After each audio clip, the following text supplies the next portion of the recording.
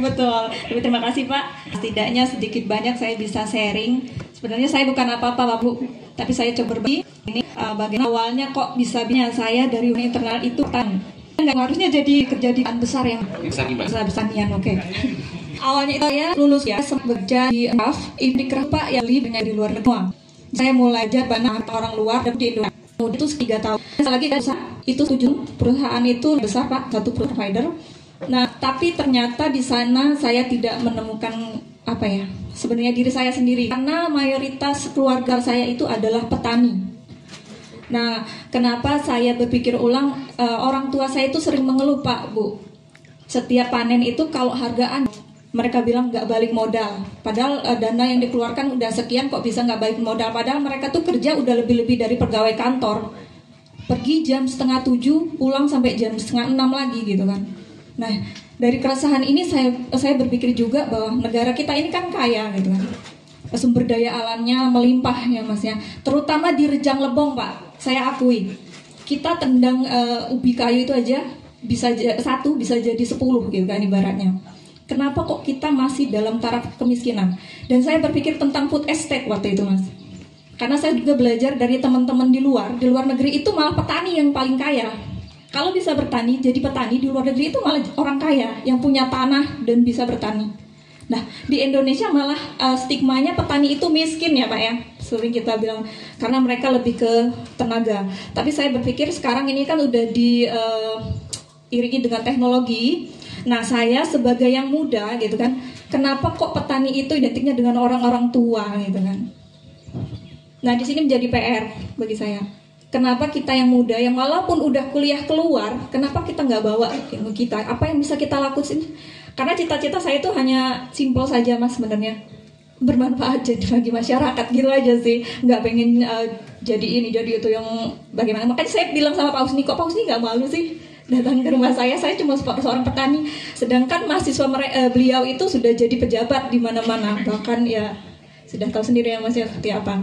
Tapi ternyata ya balik lagi Pak, petani itu adalah profesi yang paling nyaman bagi saya pribadi karena minim korupsi Pak, malah kita yang dikorupsi gitu kan. Kita menanam dengan banyaknya hasil, tapi kan yang kaya bukan petani sebenarnya Pak. Bener nggak Pak? Bener apa bener? Nah di situ Pak, yang jadi PR juga bagi saya tentunya bagaimana sih memutus mata rantai ini. Nah itu tadi. Kemudian bagaimana sih saya caranya mengajak anak muda? Sekarang udah tren Pak di Jawa Timur, Jawa Tengah itu anak-anak muda sekarang udah bertanian itu dengan berkolaborasi dengan akademik juga Pak, mengadakan penelitian terkait hama dan juga sistem pertanian seperti apa itu sudah banyak di Jawa Tengah, Jawa Timur.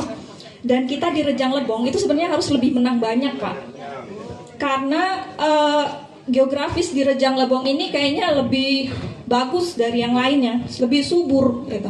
Baik itu tanaman palawija, hortikultura gitu. Dan saya sendiri Pak sebenarnya saat ini lebih berfokus ke palawija dan juga kopi. Nah dari kopi itu orang kan udah dari dulu nanam kopi ya Pak ya, udah dari zaman-zaman kakek buyut saya nanam kopi, tapi kan hanya sekedar nanam metik buahnya Pak. Tapi mana pernah berpikir bagaimana dalam satu batang kopi itu bisa berbuah sekian kilo misalnya Pak ya. Selama ini mungkin satu batang kopi itu Mas memiliki ruas misalnya 15. Mereka hanya bisa saat musim itu bisa menghasilkan hanya mungkin 1,5 kilo atau 2 kilo satu pohon.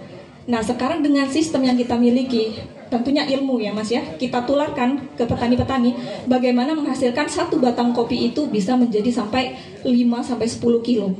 Itu semua ada sistemnya dan ada ilmunya ternyata Pak, bukan sekedar nanam kita tunggu hasilnya. Sama dengan tanaman apa aja, padi sekarang Pak, padi ada hama gitu kan, dan ada padi yang bernas dan tidak bernas seperti itu bagi bapak-bapak dan ibu-ibu petani di sawah. Nah bagaimana caranya sekarang kita juga yang muda-muda, yang lebih mudah menyerap ilmu teknologi informasi dari berbagai sumber gitu, memberikan aplikasi atau memberikan contoh, mentransfer ilmu kepada bapak-bapak ibu-ibu kita, uwa, bibi yang ada di sini untuk bisa memaksimalkan produksi pertanian kita. Dan kita tidak hanya memberikan ilmu, tapi memberi itu tadi saya PR saya itu memutus mata rantai bagaimana petani itu lebih sejahtera, Bapak Ibu. Gitu. Kita jangan berpikir hanya jadi pekerja saja. Pasti saya yakin di sini ibu-ibu yang punya sawah padi di sini, padi yang kita panen itu biasanya yang dijual kan yang bagus itu, Bu, ya. Nanti yang kita makan sendiri itu yang seadanya, gitu. Benar nggak, Bu? Betul ya, Pak ya. Begitu juga sayuran, cabai sama tomat itu di daerah saya panen bertonton, itu yang kita makan itu yang sudah sutiran, iya betul, sutiran itu, Bu. Kenapa untuk gizi yang kita sendiri ada di lahan, kita sendiri yang mengeluarkan tenaga, kok kita makan yang buruk-buruk gitu ya, Bu ya, yang jelek-jelek ya. Itu, Pak. Nah, dan kemudian juga ini terkait pada sistem organik. Mengapa mungkin kita sebagai Muhammadiyah yang menggencarkan bagaimana sistem organik ini nanti dikembangkan? Karena kenapa, Bapak Ibu?